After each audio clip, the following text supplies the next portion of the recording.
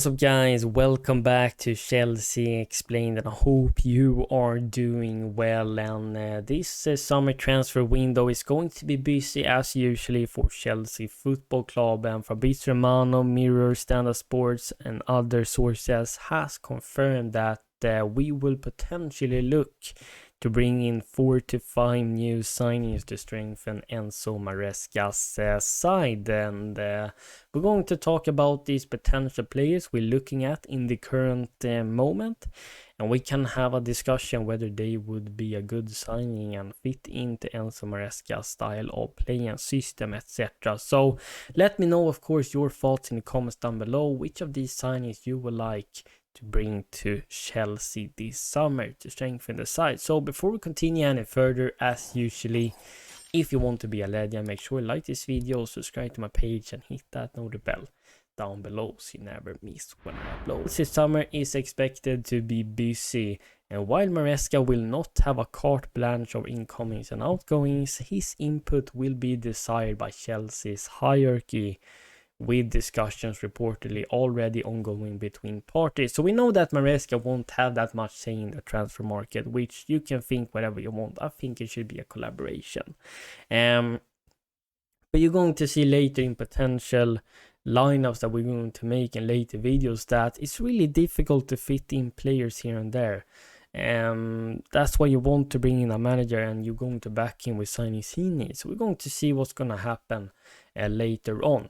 But it's good they're starting early to discussion outgoings and ingoings, so Maresca gets enough time to prepare for the preseason, and in terms of players that he knows we will look to bring in, as well as to that we're going to offload. Keeping with Maresca's style of play, the Blues are in the market for a new goalkeeper, a new center back, a new left back, as well as a forward this summer. But there have also been news circling around that we're looking potentially for a new winger as well. So we could potentially have 45 new players coming into Chelsea this summer. But we're going to start talking about the goalkeepers. Enzo is going to want a sweeper keeper, someone that is very comfortable coming off his line and make clearances on counterattacks, as well as being very efficient in possession and being very comfortable with both his feet when it's going to help in the build-up play. He would probably like his goalkeeper to come off his line and help with progressive passes, etc. Now, who could these goalkeepers be then? Well, we are linked with 3 at the moment. The first one is Villarreal's 22-year-old Jorgensen, who is a Swedish-born goalkeeper, but he has Danish as his citizen. And he has a contract until 2027 and has a release clause worth £34 million. We're going to have to trigger that full release clause if we want to bring him to Chelsea. The second one we are linked with is Burnley's James Trafford. Now, he's worth around 20 million, but could we maybe get a cheaper price for him since Burnley got relegated? The goalkeeper we've been linked with is a 24-year-old one that is still pretty experienced despite only being 24, and that is Porto's keeper Diogo Costa. Chelsea's sight ahead of the summer transfer window could be Diogo Costa. Journalist Rudy Galletti has reported that via X on Wednesday, and that they have approached him apparently. He's explained that Portuguese giants Porto are open to selling the keeper this summer if an appropriate bid is received. Manchester City is also admirers of the Portugal internationals. They're going to be looking for a new goalkeeper, of course, since they're probably going to offload Ederson, who will move to Saudi Arabia. So we will face competition there, and I don't see we getting him ahead of City. So I guess we're going to get in probably at Trafford or Jorgensen at Chelsea, but of course Diogo Costa would be a really good signing too. If we're looking at their stats here, they both are young, but Costa is the most expensive one, and he's not that tall either. And now he has a really good clean sheet record, hasn't conceded that many goals, has a good save percentage. He has the best passing accuracy out of these goalkeepers. But we have to remind yourself he's playing for one of the biggest sides in Portugal, for Porto. And the competition they have isn't that strong in terms of the Premier League and La Liga. So therefore his stats is looking a bit better. Is this someone I would go for? I would definitely have him on my short list, but he's pretty short as a goalkeeper. The question is, how good is he in terms of commanding the box? I don't really know that, to be honest, but what we can see is that he still has a great save percentage here and is good in possession. Jorgensen, Trafford, younger ones, not as experienced as a Diogo Costa. Jorgensen has a bigger release clause than what Trafford has, more worth, is 190, has played 36 games, conceded 63, has kept 6 clean sheets, has a 78 pass percentage, 3 man of the match, 6.79 rating, and a 72.2 save percentage. So if you're looking and comparing to Trafford's stats here, he has a better save percentage, 4 more clean sheets, a better rating, more man of the matches, better passing accuracy out from the back.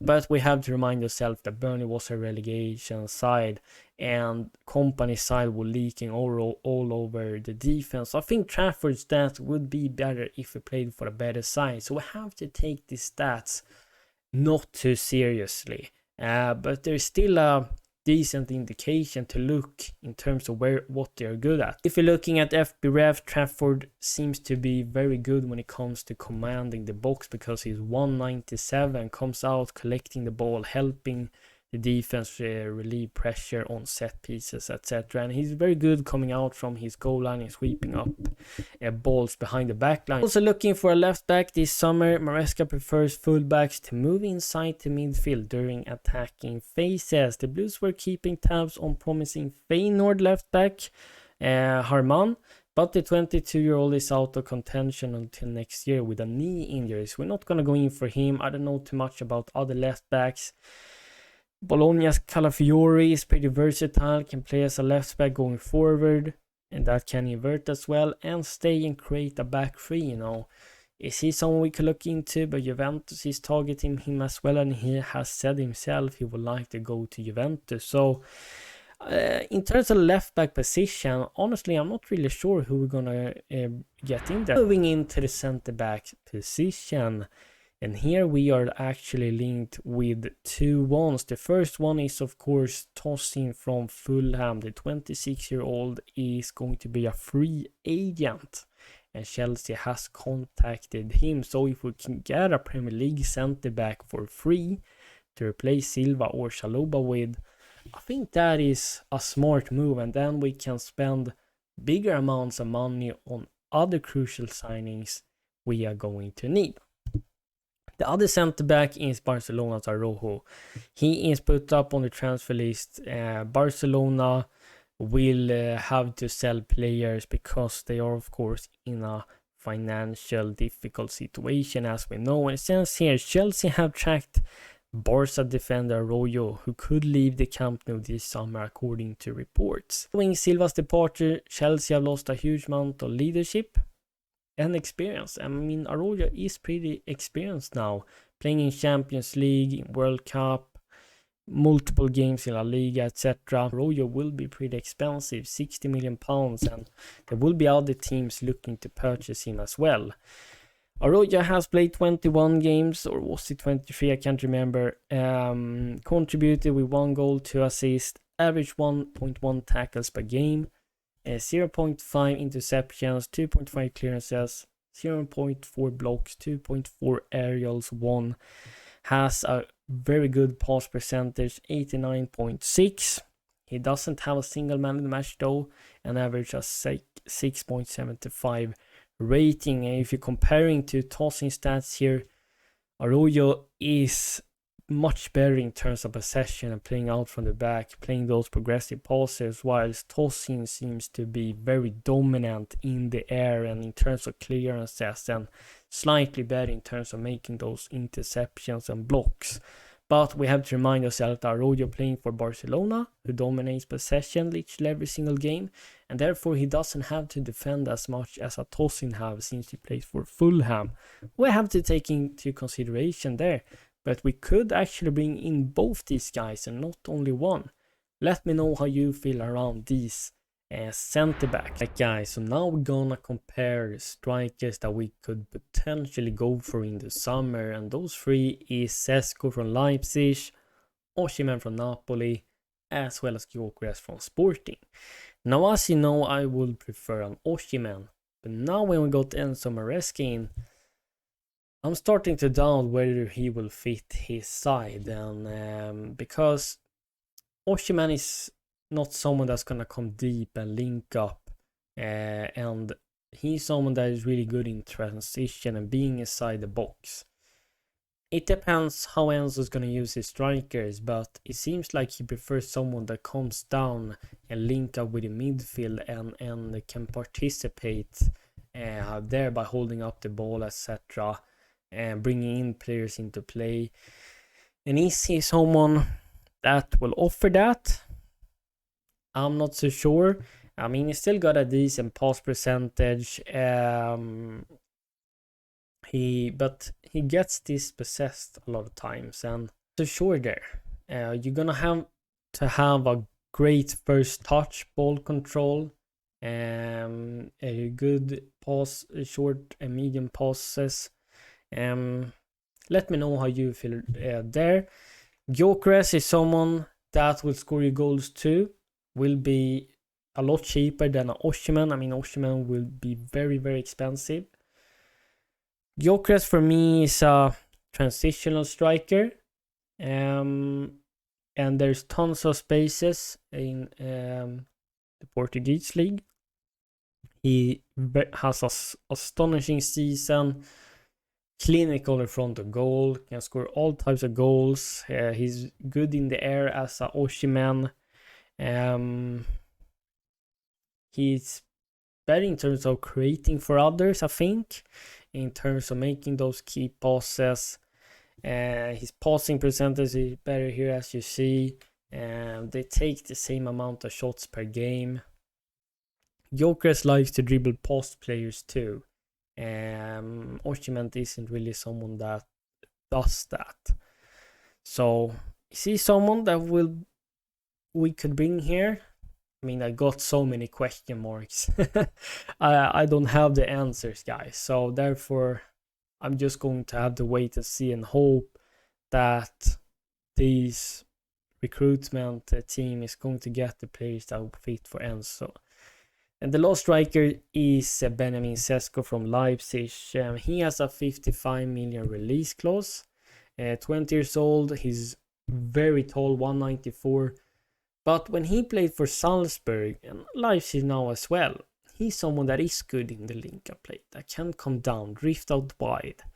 He has an excellent first touch and ball control. Passing percentage is not as good here, but I think he's good in terms of holding up the ball, not getting too much dispossessed, playing with his back towards goal. He's not taking as much shots as Osimhen and Gyökeres does, but he has still though 14 goals this season for Leipzig in the league. And he's come off from the bench a lot of times. So, you know, at this current moment, I have no idea what I feel for Sesko, but maybe his profile would fit Enzo more than a Gyökeres and Osimhen. This is why I feel it's so crucial you bring in players that fits for the manager, because what's the point? So we're gonna see which type of strikers we're going to get in, and now we're going to look at the wingers. I have been linked with both Summerville and Olise, but we're gonna start with Summerville, who play as a left winger for Leeds United. And he has a £30 million market value, which I think is a decent value. And he's someone we could bring in if we're going to replace Raheem Sterling, who could potentially leave. And now Somerville has had a fantastic season for Leeds. But we have to take into consideration it was Championship. Now you can only do what's in front of you, but going from Championship and the start in Premier League is a huge step. Although he has had a fantastic season, in 43 games he has contributed with 19 goals and 9 assists, averaging 3 shots per game. It's almost like what a striker does normally. Contributing with 2.6 key passes and 2.2 dribbles per game. That is an incredible stat for a winger. So he's very creative, likes to take on his man a lot. He's been dispossessed a few times, of course, having bad touches, but has an 83.9 pass percentage, which is better than Mudryk and Sterling. And I mean, he's averaging more dribbling, key passes than them as well, and shots as well. But as I said, we have to not only look at stats, you have to also watch with your eyes. But this is also a player that has played in Championship and not in Premier League. He has rolled up 16 man of the matches and averaging a 7.62 rating, which is amazing. Mudryk, Sterling has had a pretty quiet season, hasn't been easy for them. I expected more from both of them, especially Raheem Sterling. The thing though that is good with Mudryk is he's not getting dispossessed much and has an excellent first touch. Is whether he will be disciplined and understand Enzo Maresca's tactics. That's my question mark, but I think he can fill a wide left wing role in the system because he likes to take on his man. I think he's good in terms of creating chances, and he doesn't get that dispossessed that often. It's whether he fits in tactically. The Sterling, however, he gets dispossessed a lot, misplacing passes, runs into defenders, but at the same time he's someone that can contribute with more goals, and he is used to this sort of system when he was playing under Pep Guardiola. Maybe he's slotting in better here. So the last position we're going to talk about is the right wing position, because we've been linked with Olise these past weeks, who is an absolute wonder kid, has the £60 million market value set by Crystal Palace. He has been susceptible with injuries this season, which is unfortunate, but in 19 games he has contributed with 16 points, averaging a 3 shots per game, much like a striker does, contributing with 1.9 key passes, 2.1 dribbling, so he's taking on his man, creating chances for others. He's actually on the same level here as Palmer in terms of that aspect in these games. Now he's getting dispossessed a lot. Maybe he's taking more risk, but he's looking pretty decent in terms of his passing percentage. He's rocked up 6 man of the matches, which is 1 every third game, and has average of 7.61 rating, which is incredible. If we're looking at Madueke, he has come off from the bench a lot. 5 goals and 2 assists, I guess, is pretty decent. But we know that Madueke likes to take on players as well, and he's really good at it and gets really dispossessed too.